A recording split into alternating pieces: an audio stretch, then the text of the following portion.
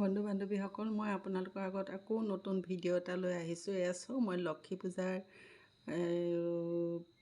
নাৰিকলখিনি ৰুকি লৈছোঁ আৰু নাৰিকলখিনি ৰুকি লৈ মই এয়া কেনেদৰে মই পূজাৰ বেদী সজাইছোঁ আপোনালোকৰ আগত দেখুৱাইছোঁ।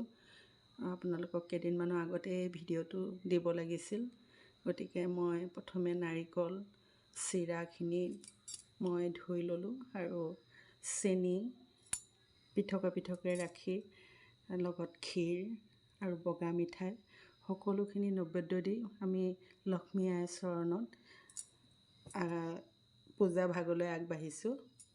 সেয়া আপোনালোকক চাওক, দেখুৱাই আছোঁ।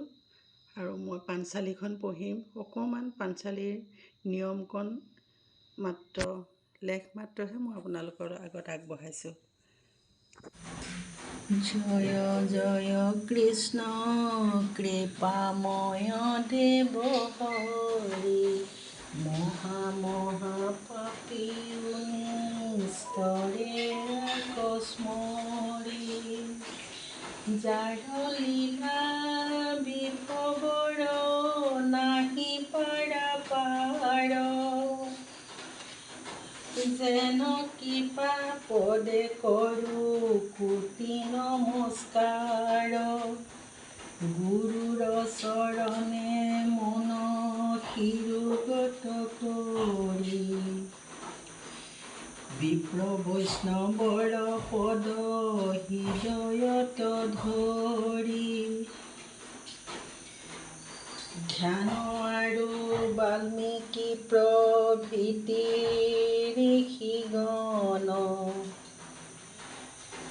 আদ্য গুৰু বন্ধু পিতৃ মাতৃৰ চৰণ, সৰস্বতী মাওক কৰিয়া নমস্কাৰ, লক্ষ্মীৰ চৰিত পদ কৰিলো প্ৰচাৰ, যি ঘৰত লক্ষ্মী দেৱী সদায় থাকয়, কিবা দোষে লক্ষ্মী দেৱী গৃহকতে জয়,